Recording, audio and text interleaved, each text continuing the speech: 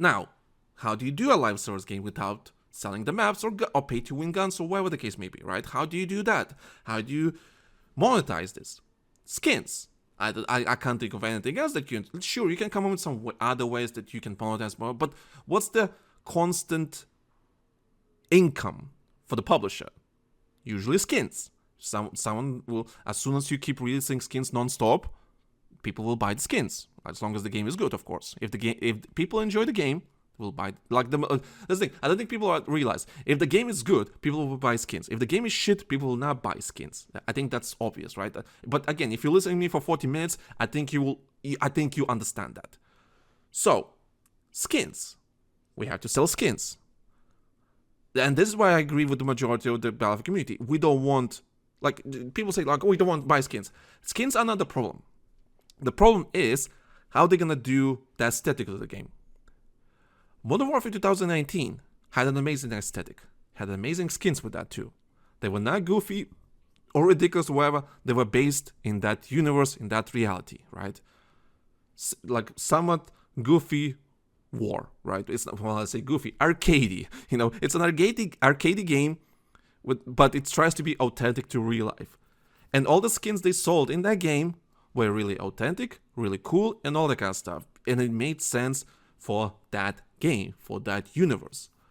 So what people are afraid of, which I fully understand them, if they're selling skins, what they're afraid of, they're gonna start making some goofy ass, really ridiculous looking skins that make no sense in this Battlefield universe. Whatever universe they're making for this game. Whatever universe they're making, they are afraid the first skin is gonna be like a unicorn farting on a player, which Black Ops 6 has it. That's why people criticize Black Ops 6 right now, is because they say, we try to keep the aesthetic as long as possible, but people buy these ridiculous skins. That's fine, okay, cool. But the thing is, it was not even like a month after the release of Black Ops 6. As soon as Season 1 came out, we get really ridiculous looking skins already, like some flames and magical shit and all that kind of stuff. It just like, I think the first skin was literally a shark, just a fucking shark. I'm like, I'm glad you're keeping that 90s aesthetics as you promised, Treyarch, and then you of course all bleed it to wars and all that kind of stuff, and just like, it's just ridiculous skins. Now, my opinion about skins is this: I don't care, but I do care about the aesthetic of this game. I care about the aesthetic, all of that. Like, I care about the aesthetic. Modern Warfare 2019, fantastic aesthetic. I freaking love it. Skins were amazing, the characters were amazing, I cared about it, just amazing. So, this problem is not the skins.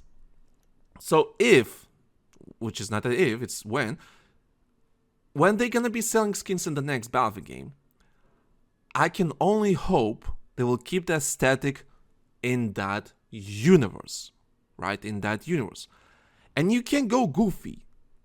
And when I say goofy, like for example, like I keep saying the same thing.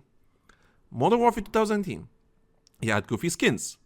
And the most goofy skin I can think of, which I own in the game, is a soldier wearing a red latex suit. Like a full body latex suit with military gear on it.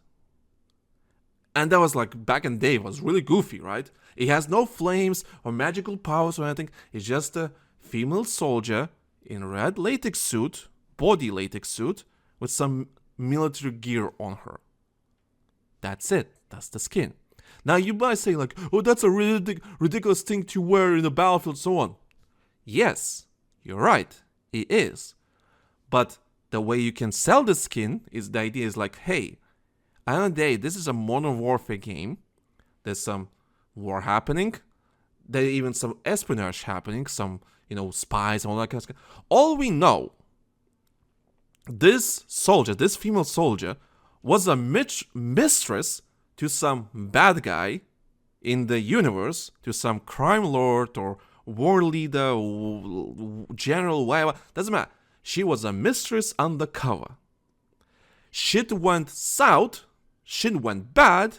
She had to quickly grab a gun, grab her gear, and just fight. That's the story. Here's the explanation for your goofy skin. For your goofy, ridiculous skin. Does it make it goofy? Yeah, of course. Like, it looks stupid. But the story is there, and it just makes sense when you put the context behind it. So I just hope that... Which Black Ops 6 has no context. Like, why there's a magical unicorn fighting on players? Fuck knows. There's no story. You can't think of it. That's the problem.